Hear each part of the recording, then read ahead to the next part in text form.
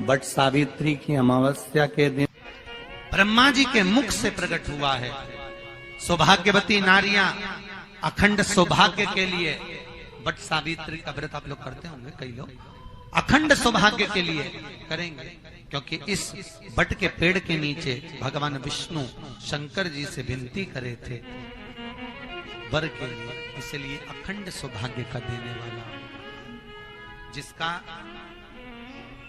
Property का झगड़ा चल रहा हो, अदालत में कोई केस चल रहा हो, किसी भी चीज का केस, अदालत में अगर किसी भी चीज की अगर केस चल रहा है तो बड़ के पत्ते के ऊपर बालू मिट्टी का शिवलिंग बना, बालू रेत का, बड़ के पेड़ के नीचे ही उसकी पूजन करें, उस पे 3 चम्मच दही चढ़ा दें, अपनी मनोकामना कर कर दही चढ़ाकर उस दही को चम्मच में वापस लेकर शंकर जी की पूजन कर कर उसको विसर्जन करें। वो दही जो लेकर आए, जब अदालत कार्रवाई हो और आप केस के लिए अदालत में जाएं, उसको चंदन में मिलाकर तिलक कर कर जाइए, आपका काम विजय प्राप्त होगी, काम फतेह हो जाएगा। बटकेश्वर महादेव का स्मरण करने से कार्य की सिद्धि होगी। जिस बच्चे का एग्जाम में पास नहीं हो रहा हो, अच्छे नंबर नहीं आ रहे हो, वो भी इस दही का तिलक लगाकर जा सकते। बटकेश्वर ऐसे भगवान शिव विराजमान हैं। 16 श्रृंगार में नारी के हाथ की चूड़ी का कलर अलग हो सकता है, चूड़ी की डिजाइन अलग हो सकती है, चूड़ी अलग हो सकती है, चूड़ी महंगी सस्ती हो सकती है, मंगलसूत्र की कीमत ऊंची नीची हो सकती है, पांव की बिछुड़ी की कीमत ऊंची नीची हो सकती है, कान के कुंडल की कीमत ऊंची नीची हो सकती है। तुम्हारे शरीर पर जितने जितने 16 श्रृंगार हैं उसकी कीमत ऊंची नीची हो सकती है। केवल मंगलसूत्र की डिजाइन बदल सकती है, नाक की लौंग की डिजाइन बदल सकती है, कान के बुंदे की डिजाइन बदल सकती है, हाथ की चूड़ी की डिजाइन बदल सकती है, पांव की पायल की डिजाइन बदल सकती है। केवल नारी के 16 श्रृंगार में एक श्रृंगार ऐसा है जिसकी कीमत जो पहले थी वही कीमत आज तक है और उसकी डिजाइन आज तक नहीं बदली। वो मांग का सिंदूर है, एक जैसी डिजाइन है और एक जैसी कीमत है। सारे श्रृंगार की कीमत अलग, पर मांग में जो सिंदूर डाला जाता है वो एक कीमत का होता है, एक डिजाइन का होता है और एक जैसा होता है, और वो सबसे भारी होता है। सावित्री यमराज से कह रही है मेरे पति को छोड़ दो। यमराज कह रहा है सावित्री तेरा पति मर चुका है, मांग के सिंदूर को पोंछ दे। सावित्री कहती है पूरा श्रृंगार उतार दूंगी पर मांग का सिंदूर नहीं पूछने दूंगी। तब यमराज ने कहा जब तक तू मेरे मांग का अपनी मांग का सिंदूर नहीं उतारती तब तक तू मेरे पास नहीं आ सकती। भगवान यमराज से सावित्री ने कह दिया मैं भी तुझे वचन देती हूं यमराज, मेरी मांग में जब तक सिंदूर है, जैसे सीता ने लाइन, लक्ष्मण जी ने लाइन खींच दी थी और सीता पार नहीं जा सकती थी, मैं भी तुझे वचन देती हूं जब तक नारी की मांग में सिंदूर है तब तक तू उसके पति को उसके सामने लेकर नहीं जा सकता, ये भी मैं तुझे कह देती हूं। यमराज भैंसे पर सवार होकर सत्यवान को लेकर जा रहा था, सावित्री से वचन पर वचन चल रहे थे, बड़ के पेड़ के नीचे छोड़कर आए। क्या चाहिए तुझको, क्या चाहिए तुझको, क्या दूं मैं तुझको, कुछ मांग ले मुझसे। सावित्री कहती है क्या दोगे आप, मेरे पति के प्राण दे दो बस वापिस, और कुछ नहीं चाहिए। यमराज यमलोक में प्रवेश करने लगा, मांग के सिंदूर में से थोड़ा सा सिंदूर सावित्री ने केवल हाथ में लेकर अपनी बिंदी पर जो लगाया, सत्यवान को लेकर यमराज अंदर नहीं जा पाया। बाहर खड़े होकर कहता है मांग ले, मैं तुझे एक वचन नहीं, तू बोले तो मैं 2 वचन दे देता हूं, तू बोले तो मैं 3 वचन दे देता हूं, तू मांग क्या चाहिए। तब सावित्री ने कहा देना चाहते हो, हाँ।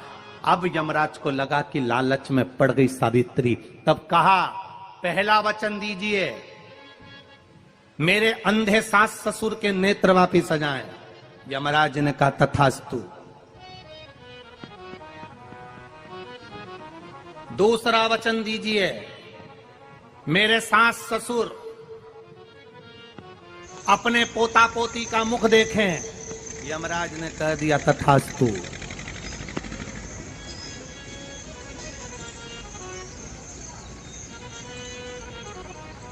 जाओ।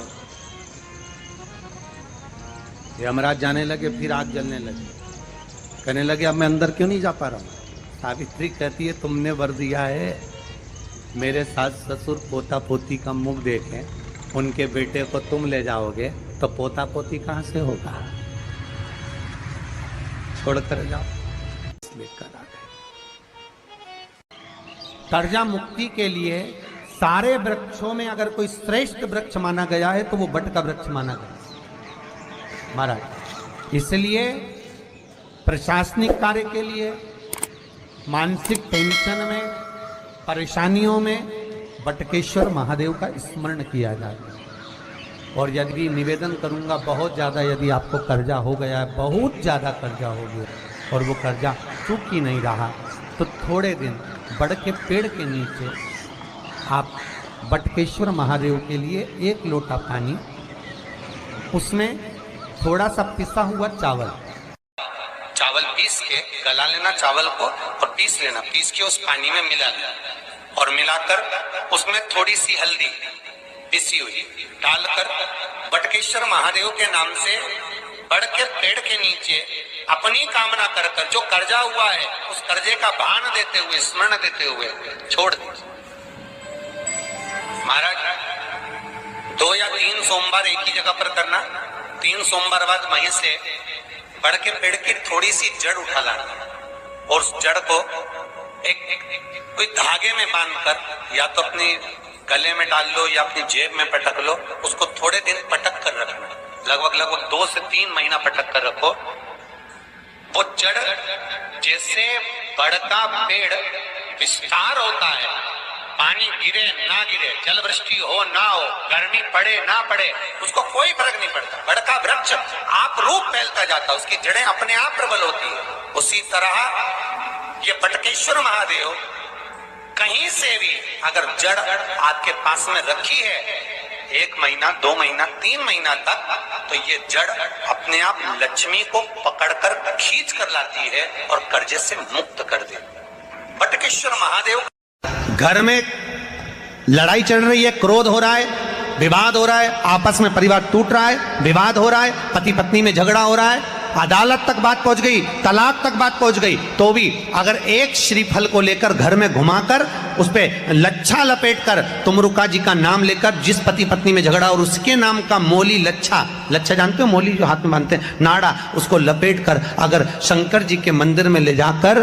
उसको समर्पित कर दिया जाए तुमरुका जी के नाम से, तो पति और पत्नी में बैर होना समाप्त हो जाता है, दोनों में प्रेम बढ़ जाता है। तलाक की भी बात चल रही हो तो दोनों में प्रेम हो जाता है, तलाक समाप्त।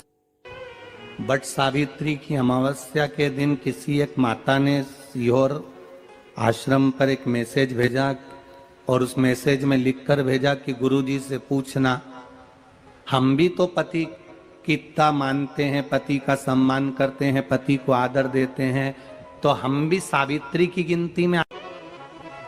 सीहोर से मैसेज आया कि गुरुजी वो ऐसा ऐसा पूछा गया है, आप बताओ क्या कहना है। हमने कहा कह दो, जब बट सावित्री आती है तभी तुम पति को प्रणाम करती हो, जब दिवाली आती है तब पति को प्रणाम करती हो, जब करवा चौथ आती है तभी चलनी में मुंह देखती हो, बाकी के समय तो तुम जूड़ा बांध के ऐसी बोलती हो कि पति थर थर कांपता है। 16 श्रृंगार में नारी के हाथ की चूड़ी का कलर अलग हो सकता है, चूड़ी की डिजाइन अलग हो सकती है, चूड़ी अलग हो सकती है, चूड़ी महंगी सस्ती हो सकती है, मंगलसूत्र की कीमत ऊंची नीची हो सकती है, पांव की बिछुड़ी की कीमत ऊंची नीची हो सकती है, कान के कुंडल की कीमत ऊंची नीची हो सकती है। तुम्हारे शरीर पर जितने जितने 16 श्रृंगार हैं उसकी कीमत ऊंची नीची हो सकती है। केवल मंगलसूत्र की डिजाइन बदल सकती है, नाक की लौंग की डिजाइन बदल सकती है, कान के बुंदे की डिजाइन बदल सकती है, हाथ की चूड़ी की डिजाइन बदल सकती है, पांव की पायल की डिजाइन बदल सकती है। केवल नारी के 16 श्रृंगार में एक श्रृंगार ऐसा है जिसकी कीमत जो पहले थी वही कीमत आज तक है और उसकी डिजाइन आज तक नहीं बदली। वो मांग का सिंदूर है, एक जैसी डिजाइन है और एक जैसी कीमत है। सारे श्रृंगार की कीमत अलग, पर मांग में जो सिंदूर डाला जाता है वो एक कीमत का होता है, एक डिजाइन का होता है और एक जैसा होता है और वो सबसे भारी होता है। सावित्री यमराज से कह रही है मेरे पति को छोड़ दो। यमराज कह रहा है सावित्री तेरा पति मर चुका है, मांग के सिंदूर को पोंछ दे। सावित्री कहती है पूरा श्रृंगार उतार दूंगी पर मांग का सिंदूर नहीं पूछने दूंगी। तब यमराज ने कहा जब तक तू मेरे अपनी मांग का सिंदूर नहीं उतारती तब तक तू मेरे पास नहीं आ सकती। भगवान यमराज से सावित्री ने कह दिया मैं भी तुझे वचन देती हूं यमराज, मेरी मांग में जब तक सिंदूर है, जैसे सीता ने लाइन, लक्ष्मण जी ने लाइन खींच दी थी और सीता पार नहीं जा सकती थी, मैं भी तुझे वचन देती हूं जब तक नारी की मांग में सिंदूर है तब तक तू उसके पति को उसके सामने लेकर नहीं जा सकता। यह भी मैं तुझे कह देती हूं। यमराज भैंसे पर सवार होकर सत्यवान को लेकर जा रहा था, सावित्री से वचन पर वचन चल रहे थे। पेड़ के पेड़ के नीचे छोड़कर आए। क्या चाहिए तुझको, क्या चाहिए तुझको, क्या दूं मैं तुझको,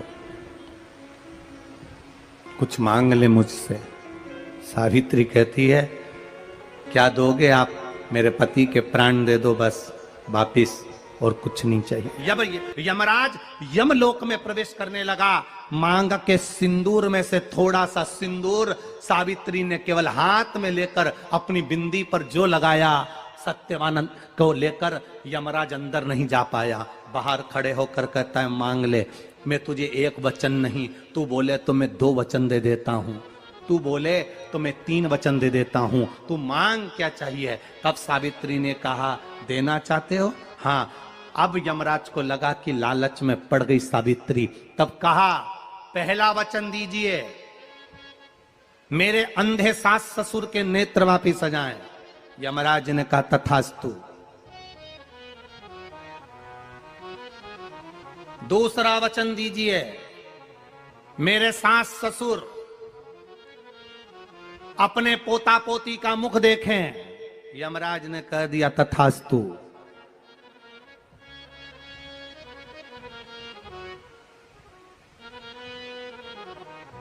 जाओ।